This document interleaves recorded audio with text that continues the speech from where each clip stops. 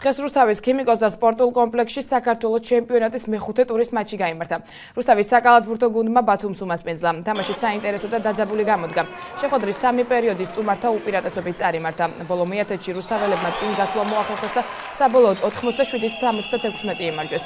შეხვედრას ქალაქის ხელმძღვანელი პირები ესწრებოდნენ, რომლებმაც რუსთავის საკალათბურთო გუნდს გამარჯვება მიულოცეს და სამომავლოდ საქართველოს ჩემპიონობა უსურვეს.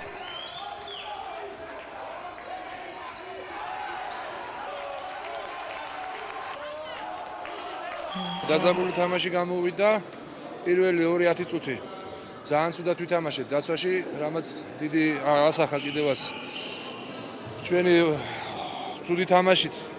მაგრამ გამოვასწორეთ მესამე მეოთხე და განსაკუთრებით მეოთხე ტაიმში გუნდმა მობილიზაცია გააკეთა, კარგი დაცვა ითამაშა, სწორად ითამაშეს და გამარჯვებასაც მივაღწიეთ. ბიჭებმა რა ვიცი საოცრება გააკეთეს იმის გარდა ცოტა დიდი ანგარიშს დააგებდნენ. საკმაოდ კარგი ანგარიშიც მოიგეს. ვილოცავ და წარმატებას